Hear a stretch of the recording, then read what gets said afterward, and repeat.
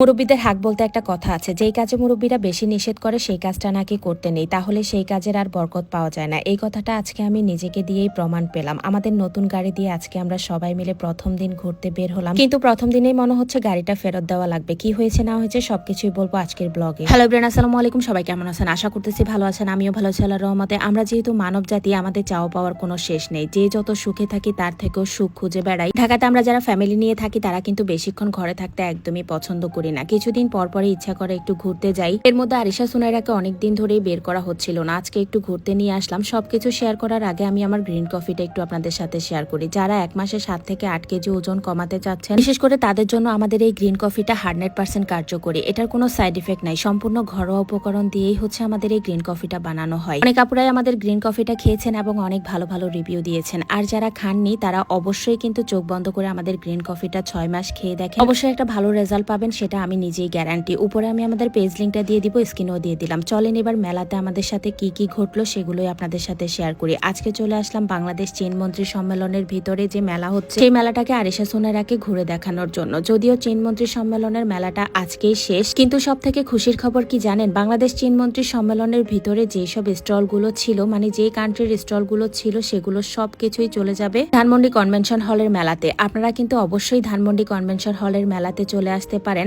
আরিশা সুনাইরা তো ভীষণ খুশি মেলাতে ঘুরতে এসে। যদিও আমি এর আগে অনেকবার এসেছি, তাই আপনাদের সাথে সবকিছুই শেয়ার করেছিলাম। আর আজকে ভাবলাম আমাদের এই মজার মুহূর্তটা আজকেও আপনাদের সাথে শেয়ার করি। আমরা এত এনজয় করতেছিলাম এই মেলাটাতে, সেটা আপনারা দেখলেই বুঝতে পারবেন। বিশেষ করে বাচ্চারা এই কিড জোনে আসলে এত আনন্দ পায়, আর আরিশা সুনাইরা তো অনেক মজা পায়। বিশেষ করে আরিশা এখন অনেক কিছুই বুঝতে পারে, কিন্তু সুনাইরা মনি এখনো তেমন কিছু বুঝতে পারে না, তাই সে উঠলেই ভয় পায়, কান্নাকাটি শুরু করে দেয়। তার সাথে আমিও সবকিছুতে উঠতে হয়। যদিও এগুলো বাচ্চাদের, বড়রা উঠতে পারে না, তারপরেও আমি একটা রাইডসে কিন্তু উঠেছি আর ওর সাথে বসে বসে ঘুরেছি। যাই হোক, তারপরে চলে আসলাম মেলার ভিতরে। দেখেন এত মানুষ, আজকে মেলাতে হাঁটার মতোই অবস্থা নাই। মানে সবকিছু ডিসকাউন্টে দিয়ে দিচ্ছে, দেখেই হচ্ছে মানুষের এত চাহিদা। আর এত ভালো প্রোডাক্ট যদি ডিসকাউন্টে পাওয়া যায় তাহলে কে না আসবে বলেন? যে আমি বলেছিলাম একটা মেলাতে যদি দেশ বিদেশের সব স্টল বসে তাহলে সেই মেলাতে কিন্তু না কিনে পারা যায় না। তাই আমি আজকে একটা ব্যাগ কিনে নিলাম। যতদিন এসেছি টুকিটাকি অনেক কিছুই শপিং করেছি, কিন্তু হয়তো সেভাবে সুযোগ সুবিধা হয়ে ওঠেনি আপনাদের সাথে শেয়ার করার মতো।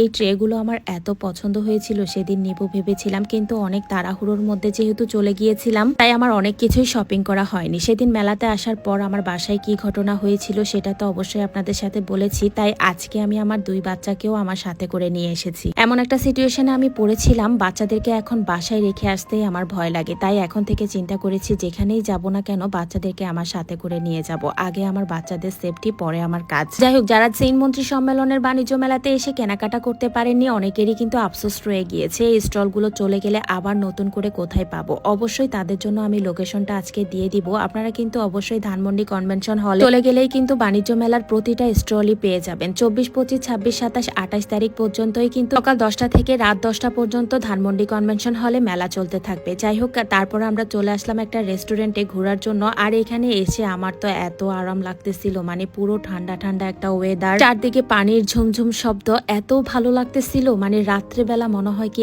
এটার সৌন্দর্য আরো দ্বিগুণ বেড়ে গিয়েছে। যেহেতু আমি এর আগের বার দিনের বেলা এসেছিলাম, তেমন একটা ভালো লাগেনি, আর এবার যেহেতু রাত্রেবেলা এসেছি, চারদিকটা এত ভালো লাগতেছিল রেস্টুরেন্টটার। যাই হোক, আমার যেহেতু এই রেস্টুরেন্টে আসা হয় সালাদ খাওয়ার জন্য, আমি তাই আমার পছন্দের সালাদ আইটেম নেওয়ার জন্য চলে আসলাম। এই রেস্টুরেন্টটা আমি কখনো খালি দেখিনি, এত মানুষ এখানে থাকে। আর এই সালাদ আইটেমটা দেখলে তো আমার এত লোভ লাগে, আমার কাছে মনে হয় আমি যদি সবই নিয়ে নিতে পারতাম, কারণ এখানকার প্রতিটা খাবার, মানে প্রতিটা আইটেম এত মজার, আমার কাছে অনেক বেশি মজা লাগে। আমি পুরো 1 বাটি খাবার নিয়ে নিয়েছি, আমার বিল এসেছে 780 টাকা। যাই হোক, আমার কাছে মনে হলো যে আমার এই খাবারটা না খেলে আমি এখান থেকে যেতেই পারবো না, তাই আমি আমার পছন্দের খাবারটাই নিয়ে নিলাম। আর বাকি সবাই সবার পছন্দের খাবারটাই নিয়েছে। আর এখানকার নুডলসটাও আরিশা মনি অনেক পছন্দ করে। সুনাইরা মনি আজকে অনেকদিন পরে বাইরে বের হয়ে এসে এত খুশি, বলে বোঝাতে পারবো না। তাকে তো আমি আমার কোলেই রাখতে পারতেছি না। এইদিকে আমাদের সবার খাবার কিন্তু চলে এসেছে, আর এখন আমরা সবাই মিলে খাওয়া দাওয়া করবো। আর আজকের মতো আপনাদের থেকে বিদায় নিব। সবাই ভালো থাকবেন, সুস্থ থাকবেন। আল্লাহ হাফেজ।